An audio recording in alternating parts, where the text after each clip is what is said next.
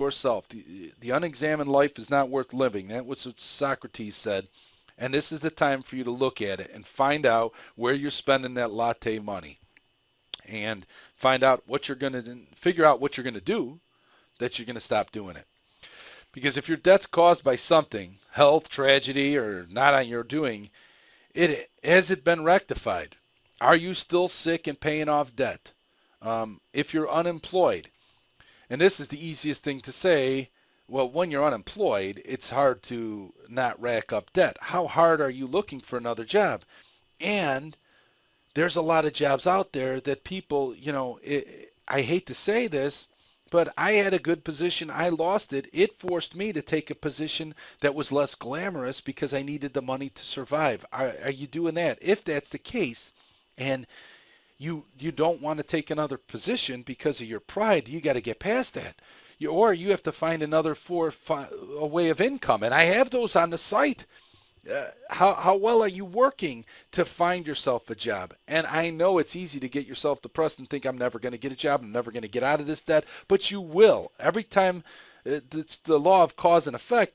When you're down, eventually you'll be back up, and you'll be up to the rate that you were down. So I know it might be down at this point, but it's time to suck it up, look up, realize where you're sitting, and start working to get yourself out of it. Maybe you have to go back to school to get yourself another career. Life is not fair. It deals you cards, but it never gives you more than you can handle, okay? You can handle this, whatever reason you've gotten into it. The key is getting out of it now. What we need to do is look at what in debt is causing you to go into debt overall, and then move forward from there.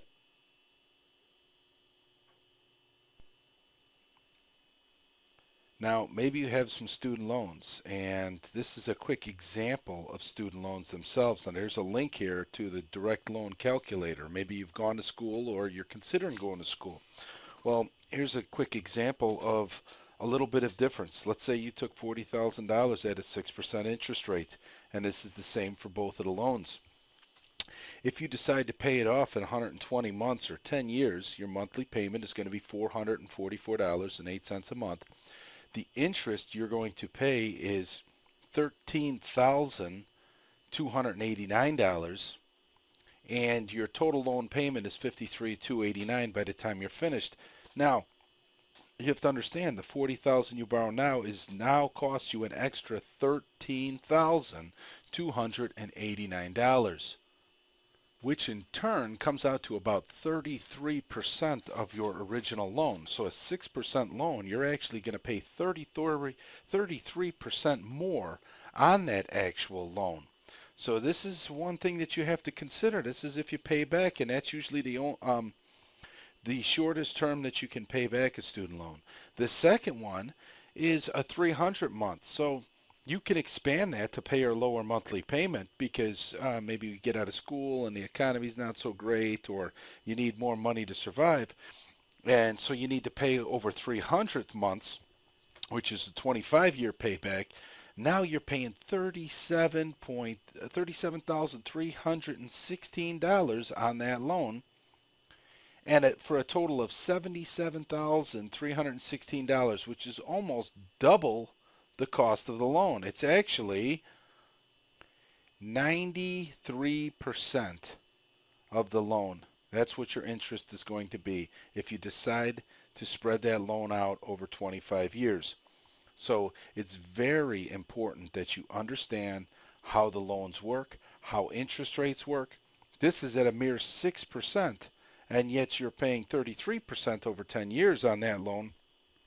And the same with 6%, and if you decide to spread that out for 25 years, you're literally paying 93%. These are the things that are very difficult. Most people don't understand about loans.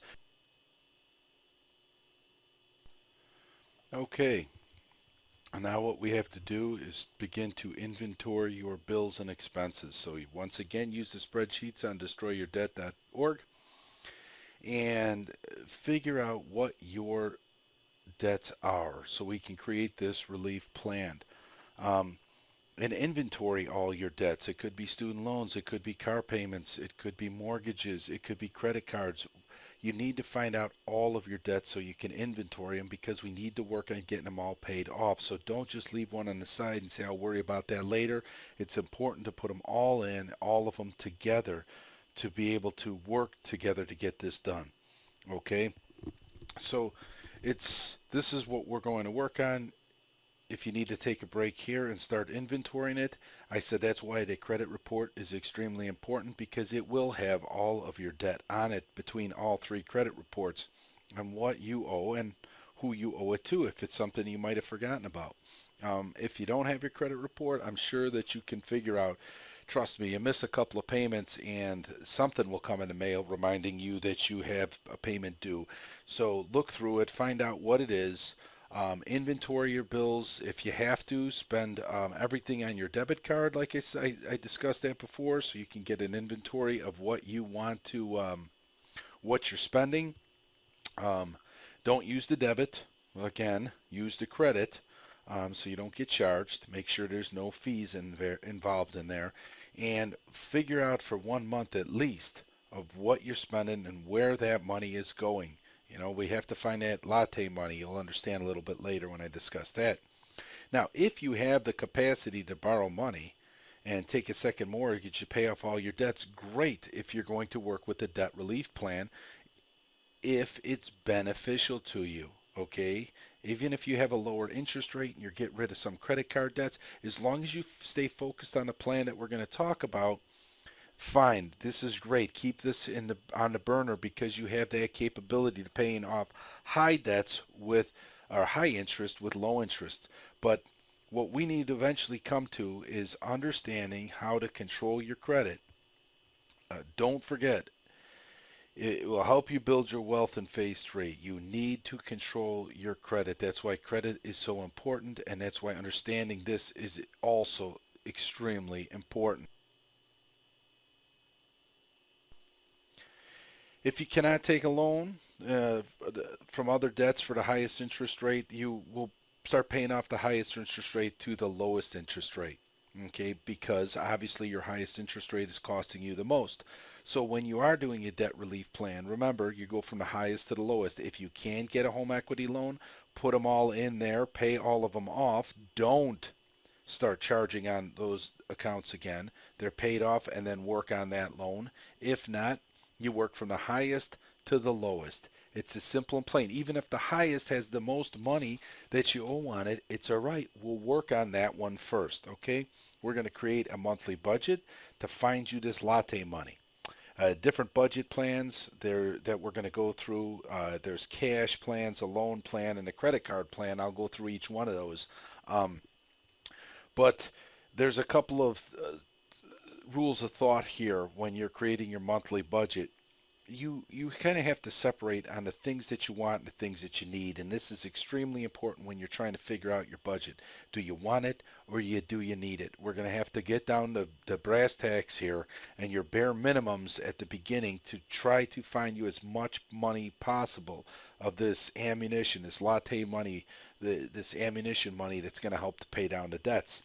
The different plans we'll talk about in detail a little bit later. The first thing you want to do is your first month. I don't want you to start trying to pay down debt the first month. What I want you to do is, almost like you stretch before you start working out, I want you to pay yourself first, which means as soon as you get paid, I want you to take 10 to 15% of that money and help to build yourself a reserve. You don't need to build a giant reserve that's going to last you 3 or 4 months, but this is the stretching. This is getting you used to, and don't spend it. Okay, this is testing you that first month. I don't want you to jump in. You might be gung-ho, but if you're gung-ho, use that money to save. This will help you to find more money and overcome some of your slips, because you will slip. We all slip when we're doing this plan. It happens. Sometimes you buy something, or you're tired and you decide to eat. Instead of waiting until you get home, you stop at McDonald's and it costs you $20, and it's worth it. Don't beat yourself up over that. That's just the way it goes. Learn from that lesson. Make sure you bring snacks with you, whatever you need to do. But Try the first month to save at least 10% or 15% if you can of your income. Now, if you have a 401k and you're already putting in 10 to 15%, that's wonderful. I want you to go on top of that into a savings account that you're not going to touch, okay? And you're going to save that in your first month to get you conditioned on how to build this snowball that you're going to use. Think of this extra money, this latte money, this money that we spend on non-essential items as ammunition. This is the ammunition that's going to destroy your debt, okay? This is what we're building up. This is how we're going to get it done. And I'll explain in a minute. During the first month, look around for wasted money. For example, get rid of cable television. Get rid of a home phone line, memberships to health clubs, etc. You don't need a health club. I used to belong to a health club that was costing me $140 a month. I'd go in there, lift weights, do whatever, didn't even work out hard, enjoy the shower and the hot tub, the sauna and the hot tub and the swimming pool, and then come home and I was in worse shape. I started doing exercises at home, the P90X, and I end up losing 25 pounds. You don't need to waste all your money on memberships. Okay, if you're going to a credit, you don't do it.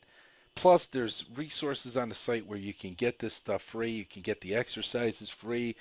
Understand, do some research on the internet.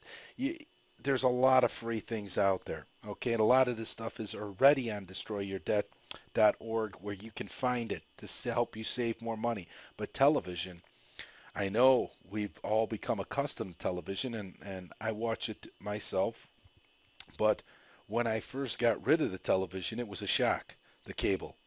It was a shock to the system because I didn't know what to do with all this extra time. Well, if you don't have money, okay, and you have extra time, there's ways to make money with that extra time. And if you get rid of the television, the average person watches 4 hours a day. And I know you'll think, all right, I came home from work, I'm tired, that's why I want to turn the television on. Well, the television's just going to make you more tired. Get rid of it. All right? You don't need to be entertained. If you want to watch the shows, you can watch them online now. It's a lot easier. A day after the show's on there. Your home phone line. Do you really need a home line and a cell line and 5 different cell phones for each one of your kids? I don't think so. So look at these things of where you're wasting money. And some of you won't be able to look hard because you think everything's an essential. And I've gone through this when I've helped people out. Well, I need my cable. I need cable. What television? I know what I'm going to do. I need 2 cell phones. I need my home phone line. What if there's an emergency? Your other phone doesn't work for 911? How many emergencies did you call 911 that were dire, where they're breaking in the house to kill you? Probably not many, if any. So if you're dialing 911, it's usually an emergency, but you can do it from your cell phone and have enough time to give them directions. All right. Also, keep detailed records of every purchase. Records and knowledge is power. Knowledge of where you're spending money is power. If you're working together, if you're a couple, you have to be honest with one another and don't jump down the other person's throat.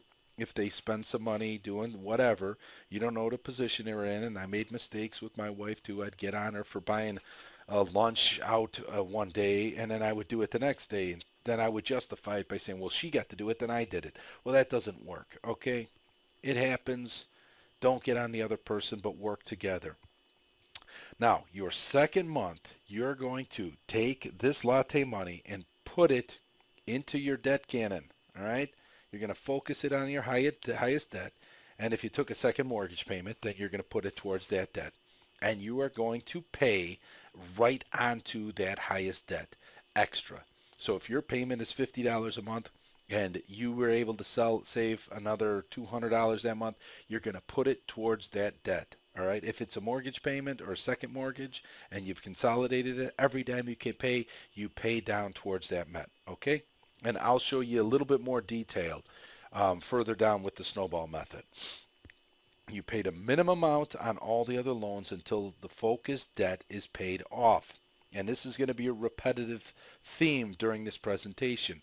You're going to pay down one loan till it's paid off. Everything else you make the minimum payments on.